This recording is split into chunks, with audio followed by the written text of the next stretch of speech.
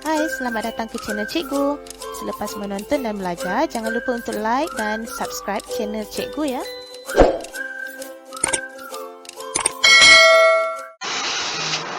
Assalamualaikum warahmatullahi wabarakatuh. Okay, hari ini kita akan sambung pembelajaran kita iaitu bab baru. Di mana kita akan belajar bab 9 iaitu poligon asas ya. Okay, dalam video ini, cikgu hanya terangkan pengenalan kepada poligon sahaja. Okey, jadi kita lihat kepada gambar rajah yang ada pada skrin ini. Apakah maksud poligon? Okey, kalau kita lihat dekat sini, tentu murid-murid pernah lihat bentuk yang selalu dilukis untuk menggambarkan madu lebah ya, iaitu bentuk seperti ini. Okey. Jadi sebenarnya bentuk ni dia ada nama dia. Nama dia adalah hexagon ya. Kalau kita lihat dekat sini, ini adalah hexagon. Okey. So poligon ni sebenarnya bentuk yang ada selain daripada segitiga ya, di mana jika sesuatu bentuk itu mempunyai lebih daripada 3 sisi, kita namakan dia sebagai poligon. Contohnya kalau yang cikgu lukis tadi, dia ada berapa sisi ya, iaitu 1, 2, 3, 4, 5, 6. So ada 6 sisi, kita namakan dia sebagai hexagon. Jadi kalau kita lihat dekat sini, maksud yang diberi dalam buku teks ini ialah poligon ialah suatu bentuk tertutup pada suatu satah dengan sisinya terdiri daripada 3 atau lebih garis lurus. Okey.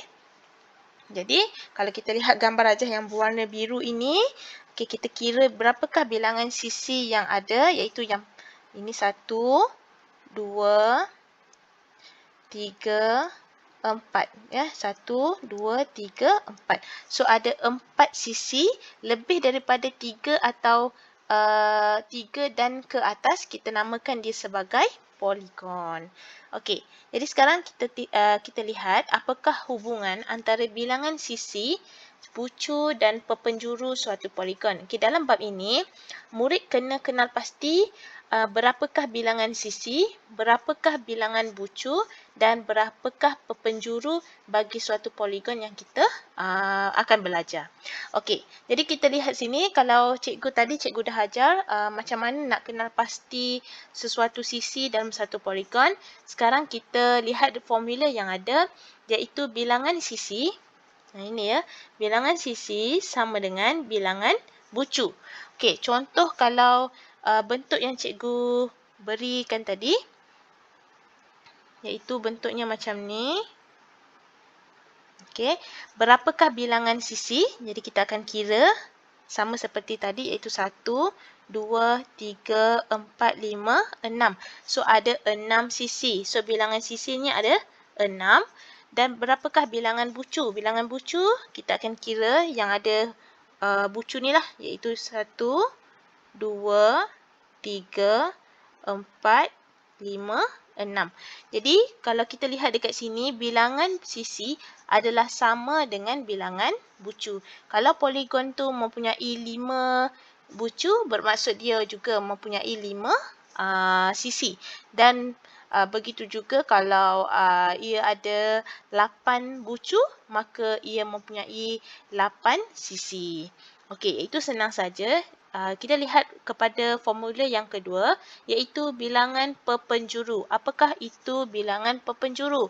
Okey, jadi kalau kita lihat gambar rajah di sebelah kanan ni, ada banyak bentuk ya, iaitu maksudnya ialah garis lurus yang menghubungkan dua penjuru yang bertentangan. Sebenarnya kalau ada dua bucu ya, kalau kita lihat dekat sini, okey, ini sama macam bentuk yang kalau kita lihat, okeylah kita lihat yang segi 4 saja dulu.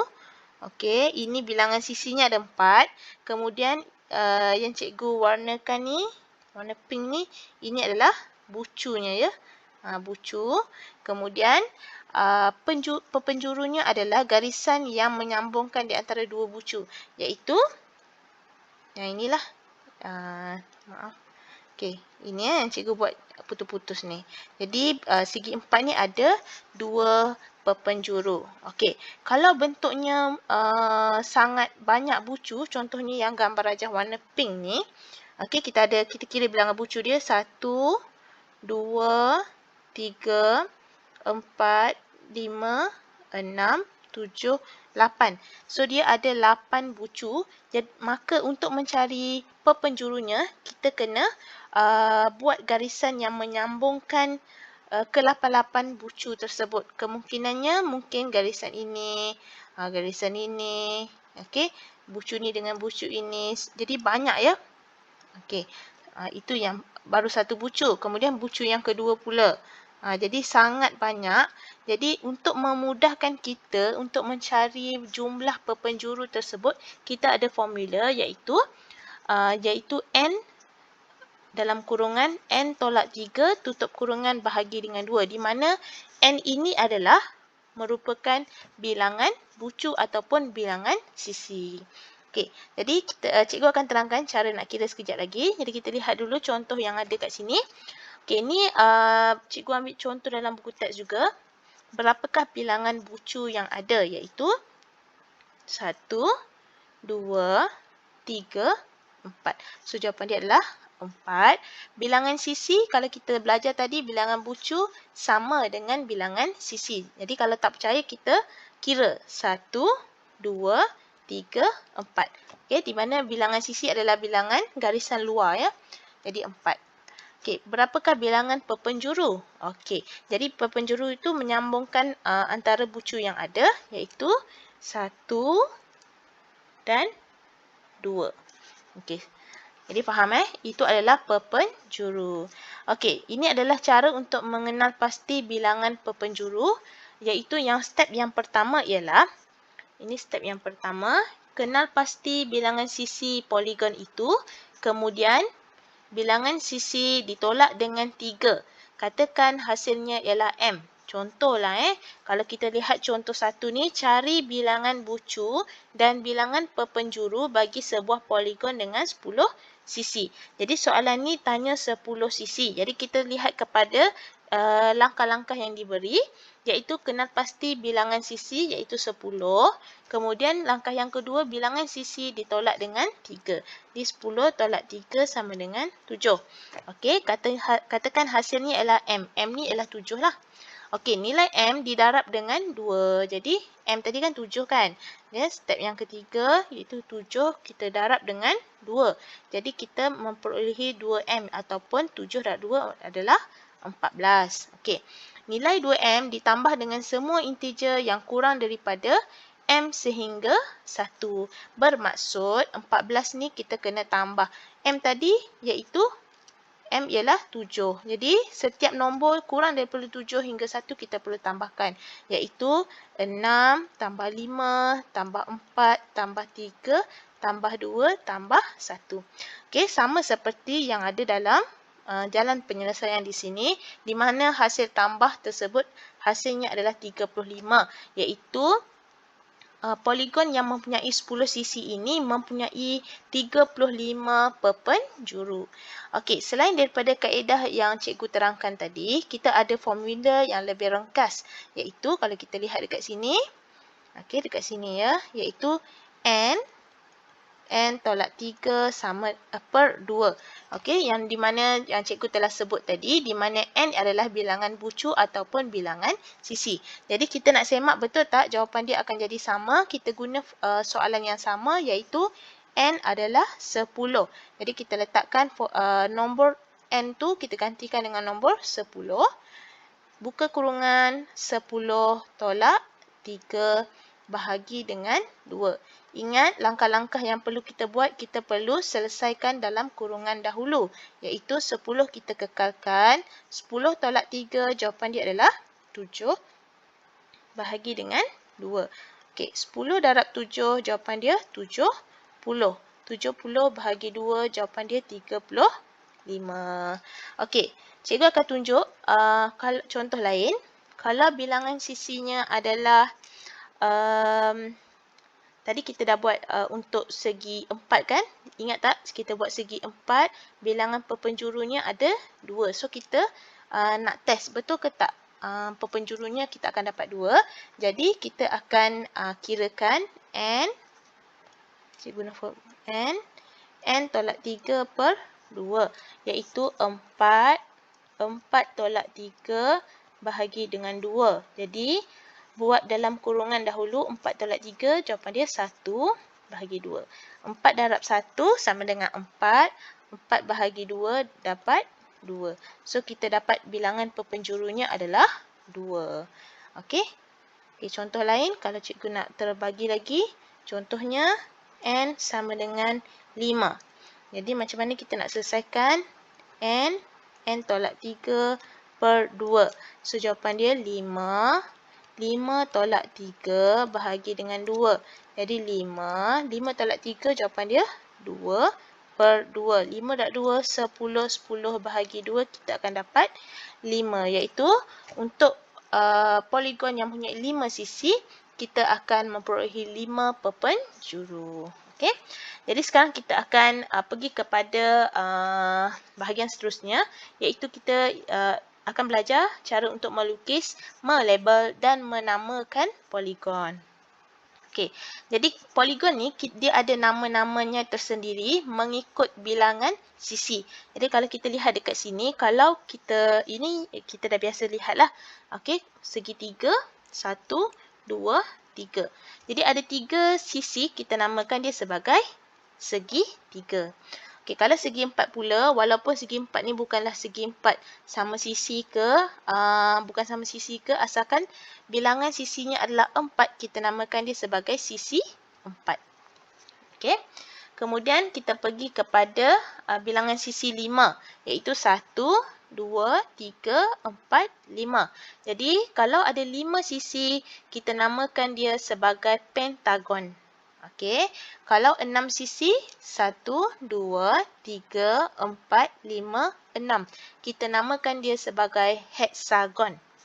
Okey, seterusnya kita pergi kepada heptagon, iaitu mempunyai 7 bilangan sisi. 1, 2, 3, 4, 5, 6, 7. Okey, kalau ada 7 sisi, kita namakan dia sebagai heptagon.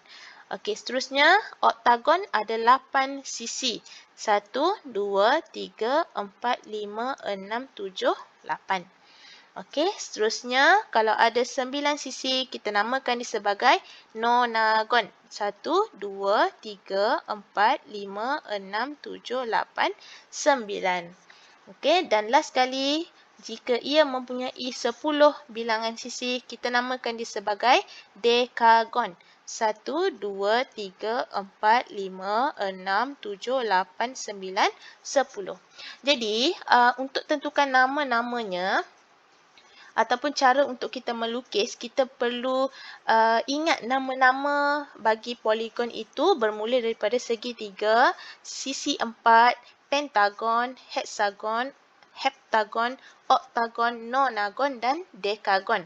Okey, bila kita ingat nama-nama tersebut dan susunannya, bilangan sisi yang ada, maka ia memudahkan kita untuk menjawab soalan. Okey, jadi pelajar kena ingat, selain daripada bilangan sisi, kita ada bilangan bucu.